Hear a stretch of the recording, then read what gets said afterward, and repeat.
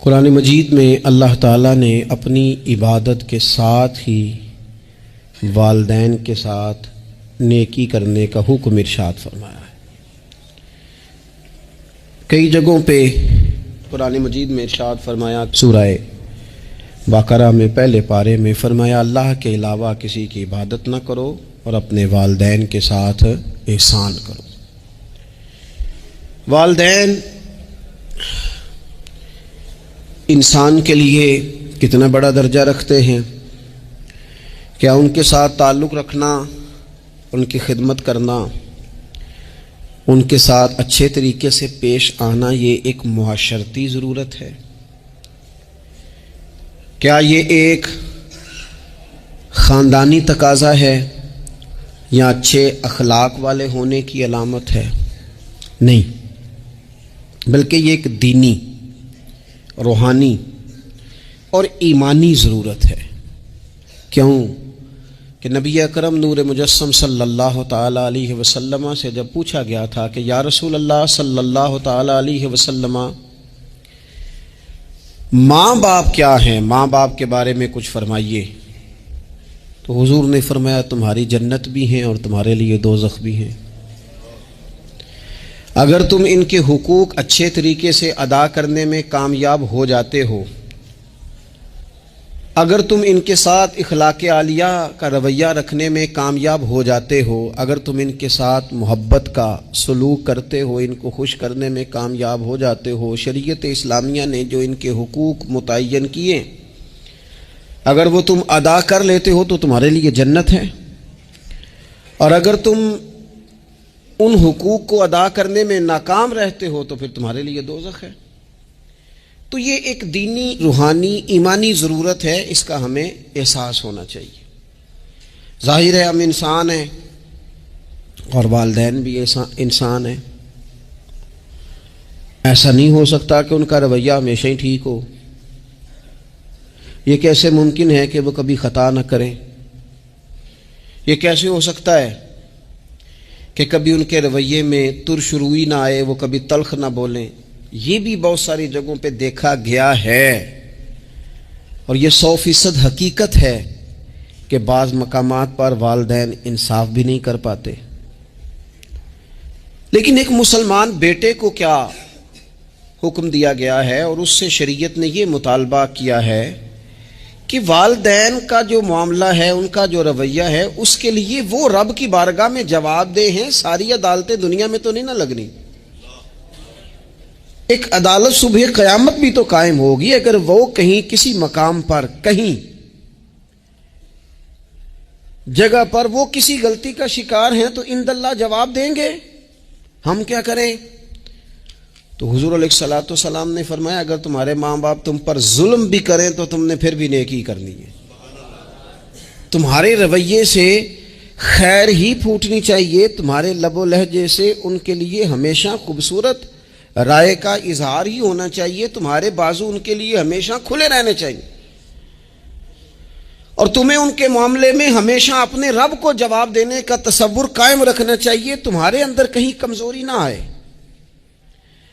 میں بڑی دیر سے اپنے دوستوں کی توجہ اس بات کی طرف مبذول کرا رہا ہوں کہ انسان کے ساتھ ہی ساری چیزیں رہتی ہیں، بیماریاں بھی، پریشانیاں بھی، کاروبار کا اتار چڑھاؤ بھی، انسان کے ساتھ دوستوں کی کبھی وفاداری، کبھی بے وفائی، کبھی بچوں کے مسائل، کبھی دیگر رشتہ داروں کے مسائل۔ اسے حکم یہ دیا گیا ہے، اسے سمجھایا یہ گیا ہے کہ وہ کسی ایک چیز میں الجھ کر باقی چیزوں کو بھولنا نہ شروع کر دے، کسی ایک پریشانی، ایک آزمائش کی وجہ سے اپنی زندگی کے سارے معاملات کو داؤ پہ لگانا نہ شروع کر دے، بلکہ وہ اپنے دل کو، اپنے سینے کو، اپنی طبیعت کو کشادہ رکھے۔ یہی معاملہ ماں باپ کے تعلق سے ہوتا ہے۔ ہم نہ ذرا دیگر کاموں میں بعض اوقات اس طرح کو الجھتے ہیں کہ اپنی اس اہم ذمہ داری سے ہم نظریں ہٹا لیتے ہیں۔ میرے نبی اکرم صلی اللہ تعالی علیہ وسلم سے ایک شخص نے یہ عرض کیا تھا کہ یا رسول اللہ صلی اللہ تعالی علیہ وسلم، میں نے نہ تیز دھوپ میں جلتی اور تپتی ہوئی زمین پر کئی میل کا سفر اپنی ماں کو اٹھا کے اس طرح کیا ہے کہ میرے پیروں میں جوتے نہیں تھے۔ اس پوری بات کو پھر سے آپ سمجھے بھلا میں نے کیا کہا۔ یعنی گرم زمین پر گرمیوں میں چلنا ایک انتہائی مشکل کام ہے، اور پھر گرمی اگر عرب شریف کی ہو اور صحرائی علاقہ ہو، اور پھر آپ نے ایک شخص کو بھی کندھوں پر اٹھایا ہوا ہو۔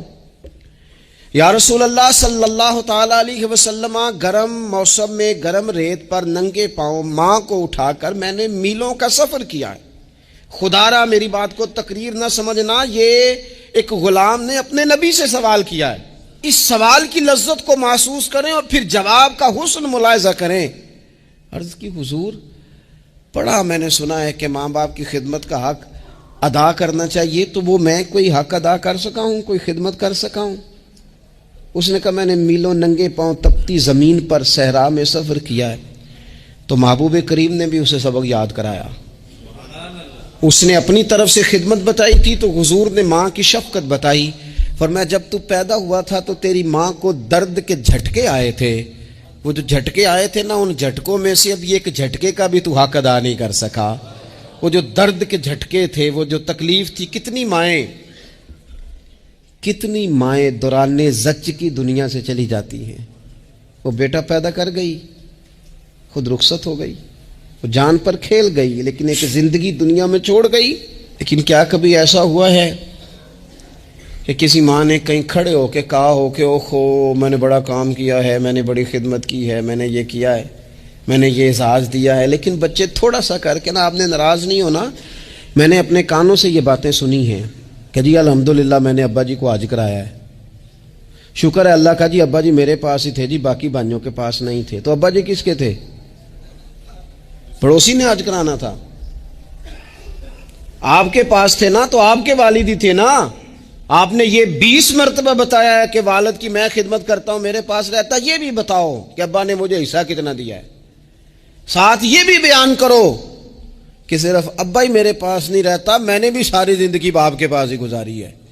اس نے بھی کبھی کہا تھا چاروں میرے پاس ہوتے ہیں، پانچوں میں نے رکھے ہوئے ہیں۔ کیا مذاق ہے، کتنی چھوٹی سوچ ہے۔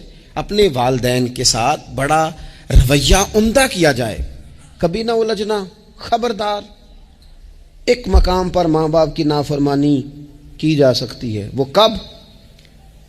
جب وہ آپ کو دین کے مخالف چلنے کا کہیں، جب رب رسول کی مخالفت کا معاذ اللہ کہیں، اور مسلمان والدین یہ کبھی کہہ سکتے نہیں۔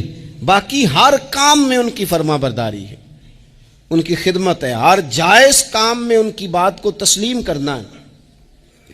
بلکہ حضرت اسماء بنت ابی بکر صدیق، حضرت صدیق اکبر رضی اللہ تعالی عنہ کی صاحبزادی ہیں، انہوں نے ایک دفعہ نبی پاک علیہ السلام کی خدمت میں ایک سوال بھیجا تھا۔ عرض کی یا رسول اللہ صلی اللہ تعالی علیہ وسلم، ماں مشرکہ ہے، اللہ رسول کو نہیں مانتی، معاذ اللہ، ماں مشرکہ ہے، تو حضور وہ مجھ سے ملنا چاہتی ہے، کیا میں اس سے حسن سلوک کر سکتی ہوں؟ تو نبی کریم نے فرمایا تیری تو ماں ہے نا، چل تو اچھا سلوک ہی کر، تو اپنا رویہ اس کے ساتھ ٹھیک رکھ، کیونکہ تیری والدہ ہے۔ میں آج حقوق والدین پر تقریر نہیں کرنے جا رہا، بس ایسے ہی مجھے خیال آیا۔ میں ایک دوست نے ایک سوال پوچھا ہے، مجھے اچھا لگا ان کا بات پوچھنا۔ انہوں نے یہ پوچھا ہے کہ اگر کسی شخص کے والدین دنیا سے چلے جائیں اور جانے کے بعد اسے احساس ہو کہ مجھ سے بڑی غلطیاں ہو گئیں، اسے احساس ہو کہ بڑی کوتاہیاں ہو گئیں، بڑی جگہوں پہ میں بھول گیا۔ بہت سارے لوگوں کو پچھتاوا ہوتا ہے کہ یار بڑی چیزیں تھیں جو ہم کر سکتے تھے پر ہم سے نہیں ہو سکیں۔ انہوں نے پوچھا جی کوئی اب بھی کوئی اس کا حل ہے؟ تو میں نے کہا ہے نا، ہم رسول رحمت کے ماننے والے ہیں صلی اللہ تعالی علیہ وسلم۔ نبی پاک صلی اللہ تعالی علیہ وسلم نے ارشاد فرمایا، الترغیب در ترہیب میں حدیث موجود ہے، حضرت انس بن مالک رضی اللہ تعالیٰ عنہ حدیث کے راوی ہیں۔ اللہ کے پیارے حبیب علیہ الصلوۃ والسلام نے فرمایا جس بندے کے والدین یا دونوں میں سے کوئی ایک انتقال کر جائے اور وہ معاذ اللہ ان کا نافرمان ہو، تو فرمایا پھر ان کے لیے دعا کرتا رہے، استغفار کرتا رہے، کرتا رہے، کرتا رہے، کرتا رہے، امید ہے اللہ اسے نیکوکاروں میں لکھ دے گا، وہ فرما برداروں میں آ جائے گا۔ شرط یہ ہے کہ وہ ان کے لیے استغفار کرے، دعائے مغفرت کرے، اب ان کے لیے وہ اب ہی شروع کر دے ان کو یاد کرنا، اب ہی اس مقام پر آ جائے، اب ہی کچھ سوچ لے، تو اللہ تعالیٰ کی بارگاہ سے کرم کی امید ہے کہ اللہ اس نے جو زندگی میں اس سے غلطیاں ہو گئی، رب اس کی ان غلطیوں کو معاف کر دے گا۔ روز استغفار کرے۔ ایک دوست نے مجھ سے ایک دفعہ پوچھا تھا کہ حضرت صاحب والدین چلے گئے ہیں، ان کے لیے کیا کروں؟ تو بڑی بڑی چیزیں بھی کی جا سکتی ہیں، لیکن میں نے اپنے اس محبت والے دوست کو یہ محبت والا مشورہ دیا تھا کہ میں چونکہ آپ کو جانتا ہوں آپ نماز میں کوتاہی کرتے ہیں، آپ نہ نماز پڑھنی شروع کر دیں۔ وہ کہنے لگے جی وہ تو میں پڑھوں گا، والدین کے لیے کیا کروں؟ میں نے کہا نماز پڑھیں، ہر نماز کی آخری رکعت میں کہو گے نا ربنا اغفر لی ولوالدی، کہو گے نا ہر نماز میں، تو کتنا بڑا اجر ملے گا آپ کے والدین کو۔ اور پھر وہ سارا اسلوب کہ پہلے آپ نے قیام کیا، پھر آپ نے رکوع کیا، پھر آپ نے سجدہ کیا، پھر آپ اتحیات میں بیٹھے، پہلے آپ نے اللہ کی بارگاہ کے اندر اس کی عبادت کرنے کا دھم بھرا، پھر اس کی وحدانیت کی شہادت دی، پھر اس کے محبوب پر درود پڑھا، اتنے سارے کام کر کے اب آپ نے آخر میں کہا ربنا اغفر لی ولوالدی، یا اللہ مجھے بخش دے اور میرے والدین کو بخش دے۔ تو بتائیے اللہ کتنا کرم فرمائے گا۔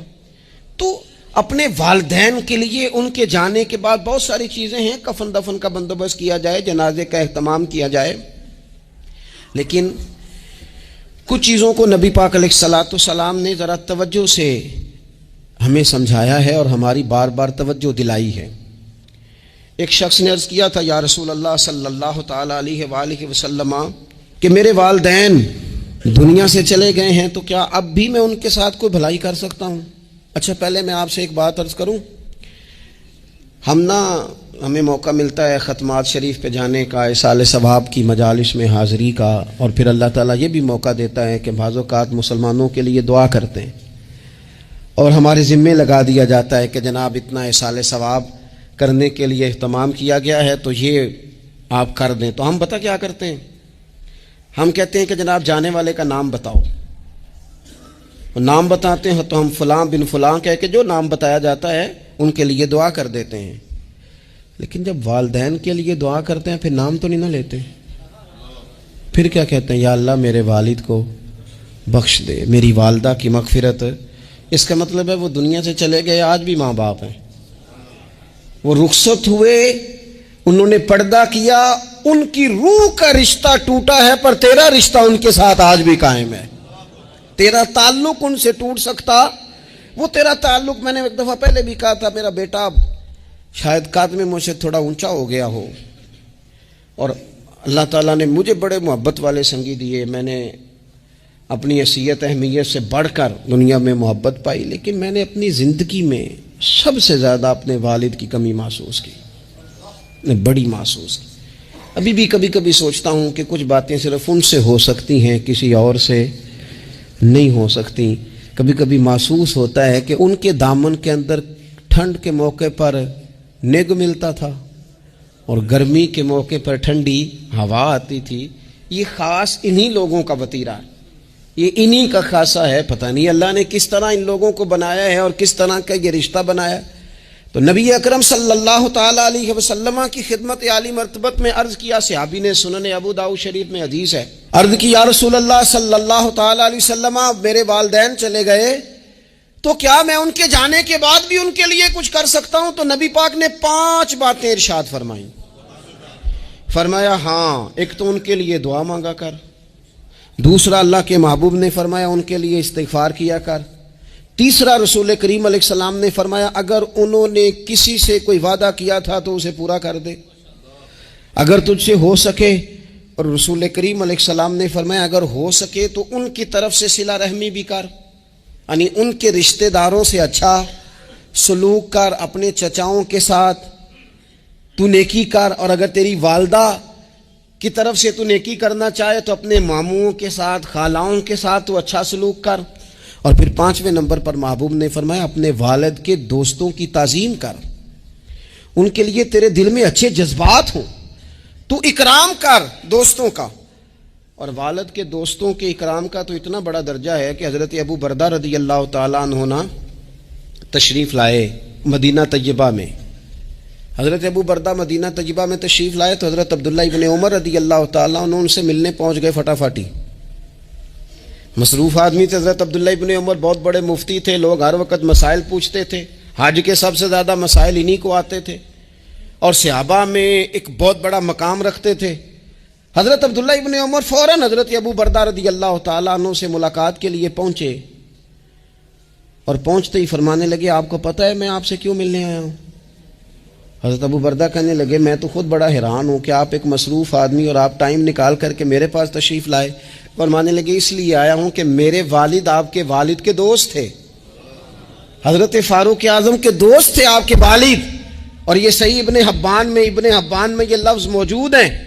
حضرت سیدنا عبداللہ ابن عمر رضی اللہ تعالیٰ عنہ فرمانے لگے نبی پاک علیہ السلام نے فرمایا ہے کہ جو اپنے والد کی قبر میں ان سے اچھا سلوک کرنا چاہے وہ والد کے دوستوں کے ساتھ اچھا سلوک کرے، وہ اس رویے کو، اس محبت کو قائم کرے، اس چیز پر خاص اہتمام کرے، خاص ذوق دے. ہمارے ہاں نا جی ہم جلدی سے مصروف ہو جاتے ہیں اور اپنے دوستوں کو زیادہ ٹائم دیتے ہیں، اپنا آنا جانا، اپنا اٹھنا بیٹھنا، اپنے شب و روز ان میں ہم زیادہ وقت گزارتے ہیں. کرنے کا کام یہ ہے کہ تھوڑا ٹائم نکال کے، تھوڑی فرصت دیکھ کر اس پر تھوڑی توجہ دی جائے. اسی طرح معروف روایت سیاستہ میں موجود ہے، حضرت مالک بن دار کہتے ہیں کہ میں حضرت عبداللہ ابن عمر کے ساتھ جا رہا تھا تو میں نے دیکھا ایک بدو ننگے پاؤں اور ننگے سر آ رہے ہیں. حضرت عبداللہ ابن عمر نے فٹافٹ انہیں اپنی سواری بھی دے دی. سیاستہ سے حدیث عرض کر رہا ہوں، سواری بھی دے دی اور پگڑی بھی دے دی. فرماتے میں نے عرض کی حضرت عبداللہ ابن عمر سے کہ حضور یہ بدو ہیں یہ تو تھوڑے سے نذرانے پہ بھی خوش ہو جاتے، آپ کوئی عام معمولی سا تحفہ بھی دیتے تو راضی ہو جاتے، اور آپ نے پگڑی بھی دے دی اور گھوڑا بھی دے دیا. حضرت عبداللہ ابن عمر کہنے لگے یہ کوئی عام آدمی نہیں، یہ میرے والد کے دوست ہیں، اور والد کے دوستوں سے محبت کرنا یہ ہمیں رسول رحمت نے سکھایا ہے. کیونکہ اصلاں نال جے نیکی کریے تو نسلاں تاک نہیں بھول دے. محبتوں کو قائم رکھنا، ان کو دوام دینا. ہمارا تو چچا کے ساتھ سلوک نہیں رہتا، توجہ نہیں رہتی. ہم نے اصالِ ثواب کا جو مفہوم بنا لیا ہے وہ بڑا گڑبڑ ہے. اگر تو کسی کے پاس بہت زیادہ پیسے ہوتے ہیں تو وہ اصالِ ثواب کی محفل ویسے ہی ایک سیاسی اجتماع بن جاتی ہے، اور جو عام لوگ ہیں ان کا زور کہیں نہیں چلتا تو چلو مسجد میں تو چلتا ہی ہے نا. وہ آ کے کہتے ہیں مولوی صاحب کو کہ بچے بھیج دیں اور پورا قرآن پاک پڑھانا ہے ہم نے. بھئی نبی پاک علیہ السلام نے تو فرمایا جتنی دیر دل جمے اتنی دیر پڑھو، آپ نے کیوں پابند کیا پورا پڑھنے کا؟ اور پھر اللہ تبارک و تعالیٰ اگر معاف فرمانے پہ آئے وہ تو پتر بسم اللہ بھی پڑھے تو اللہ باپ کو معاف فرما دیتا ہے. شرط یہ ہے کہ خلوص ہو. وہاں تو معیار دیکھا جاتا ہے، مقدار تھوڑی دیکھی جائے. تو اصالِ ثواب تو یہ ہے کہ آپ ضرورت دیکھیں کس چیز کی ہے. ہمارے ہاں منوں کے حساب سے کھانے پک جاتے ہیں، بڑی بڑی لمبی دعوتیں ہوتی ہیں، بڑا کچھ ہوتا ہے، لیکن جو ضرورت ہوتی ہے ضرورت کو ہم نہیں دیکھتے.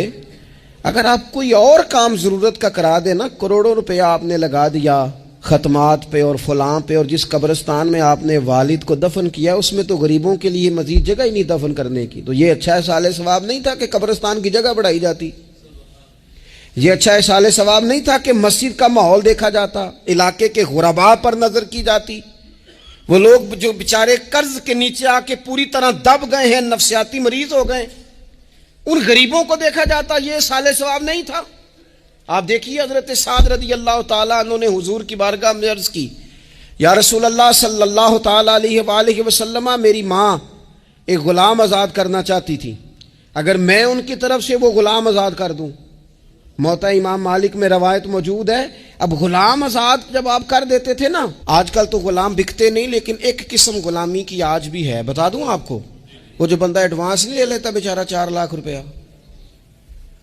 پھر اس کو تنخواہ بھی پوری نہیں ملتی، پھر اس کی جان بھی نہیں چھوٹتی، وہ کہیں اور جا بھی نہیں سکتا. بھئی آپ ایڈوانس دیں گے کسی کو، اس کو خرید تو نہیں نہ لیں گے، اس کی مجبوری تو نہیں نہ خریدیں گے، اللہ کو ناراض تو نہیں نہ کر لیں گے. آپ ایڈوانس دیں لیکن پھر اسے تنخواہ بھی تو اتنی دیں جتنی معاشرے میں روٹین سے ہوتی ہے. یا رسول اللہ اگر میں غلام آزاد کر دوں اپنی ماں کی طرف سے، چل تو بھی کسی کو ایڈوانس معاف کر دے ماں باپ کی طرف سے، چل تو بھی کسی کو چھوڑ دے قرضہ ماں باپ کی طرف سے چھوڑ دے، کچھ نہیں ہوتا. رسول کریم علیہ السلام کی بارگاہ میں عرض کی، حضرت سعد نے، یا رسول اللہ صلی اللہ تعالی علیہ وسلم، اگر میں اماں کی طرف سے غلام آزاد کروں تو ماں کو ثواب ملے گا؟ حضور نے فرمایا، کرنا، ملے گا نا تیری ماں کو ثواب، کرنا، تم یہ سال ثواب، یہ والا سال ثواب کرنا۔ حضرت سعد رضی اللہ تعالیٰ عنہ نے ایک مقام پر یہ بھی عرض کیا تھا، ابو داؤد شریف میں موجود ہے کہ یا رسول اللہ صلی اللہ تعالی علیہ وسلم، میری ماں کا انتقال ہو گیا، ان کی طرف سے کچھ کرنا چاہتا ہوں، کیا کروں؟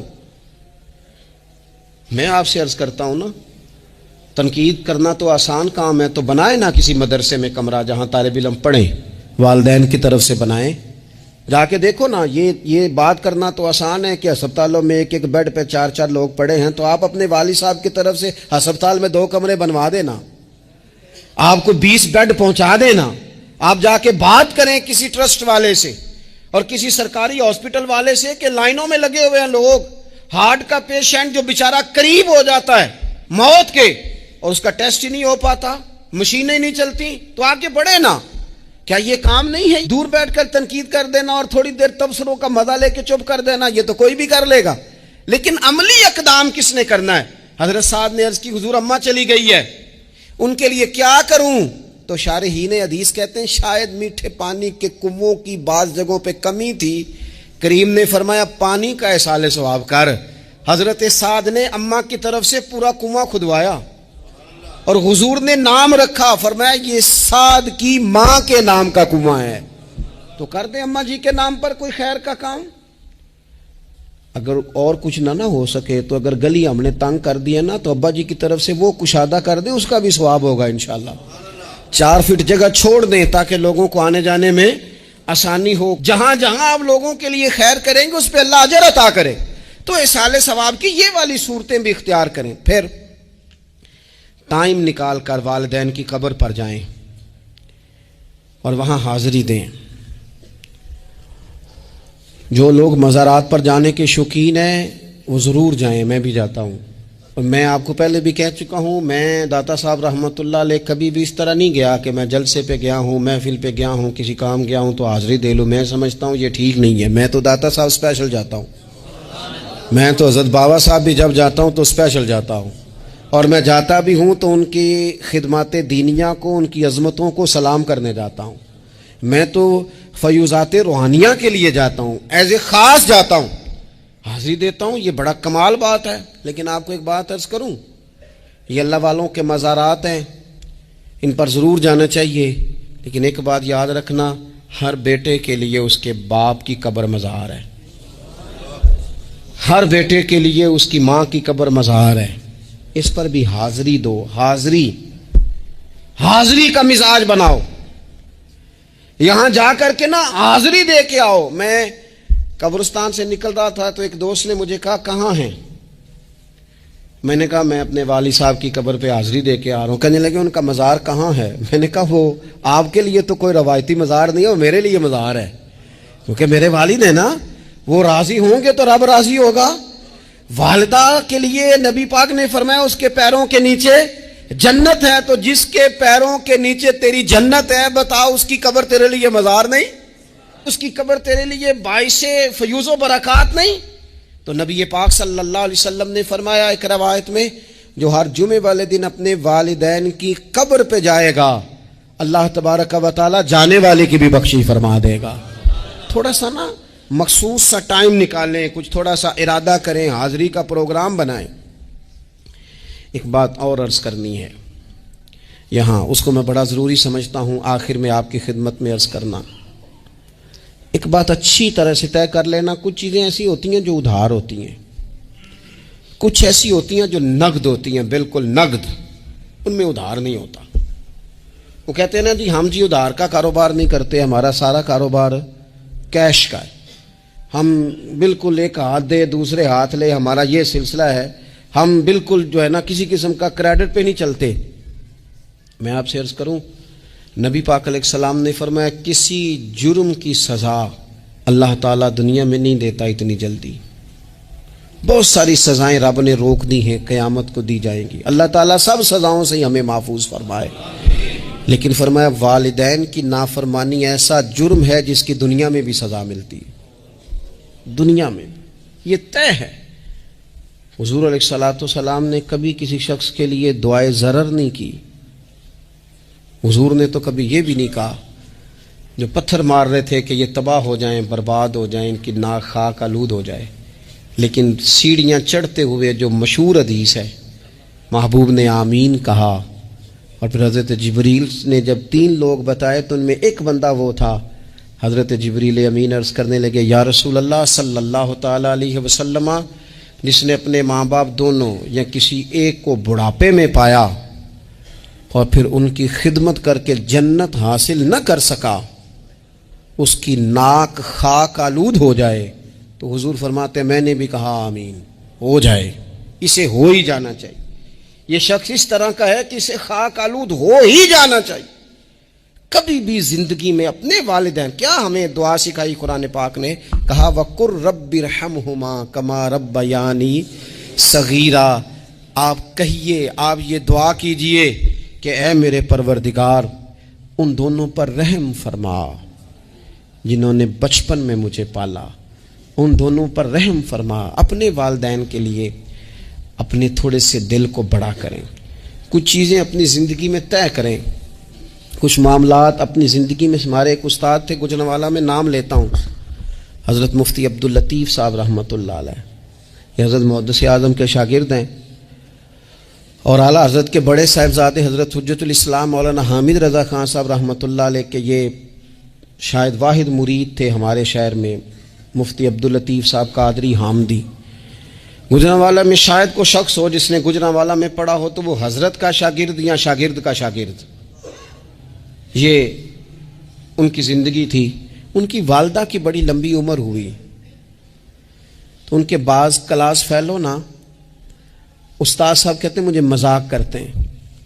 وہ کہتے ہیں رات کو محفل پہ آنا ہے تو استاد جی کہتے ہیں میں امی سے پوچھ کے بتاؤں گا. تو کہتے ہیں آپ کیا بات کرتے ہیں، اتنی آپ کی عمر ہو گئی، بچے آپ کے بڑے ہیں، پوتے آپ کے، پوتیاں نواز، اور ابھی بھی امی سے.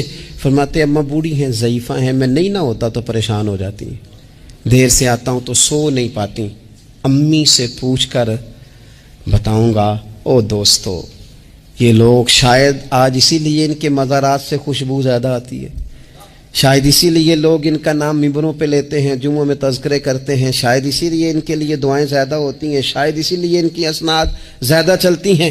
کیا میرے رسول کریم نے فرمایا؟ حضور نے فرمایا صحابہ اگر میری والدہ موجود ہوتی نا اور میں تمہیں نماز پڑھانے آتا اور میں سورہ فاتحہ پڑھ لیتا اور میری ماں پردہ سرکا کے کہتی بیٹا ذرا میری بات سننا، تو فرمایا اللہ کی قسم نماز توڑ کے اپنی اماں کی بات سن کے آتا. آپ میری بات کو سمجھیں، اس مفہوم کو اپنی زندگی میں پیدا کریں اور بالخصوص والدین رخصت ہو جائیں تو پھر تو زیادہ حق بنتا ہے کہ ہم تھوڑا اور زیادہ محتاط ہو جائیں. عرض یہ کرنا چاہتا تھا کہ جتنا ذکر آپ کے بچے آپ کے منہ سے اپنے والدین کا سنیں گے اتنا ہی وہ کل آپ کا کریں گے. جتنا وہ آپ کے ساتھ آپ کے والدین کی قبروں پہ جائیں گے اتنا ہی کل کو وہ آپ کی قبر پہ جائیں گے. جتنا وہ آپ کو دیکھیں گے اپنے والدین کے لیے سال ثواب کرتا اتنا ہی وہ آپ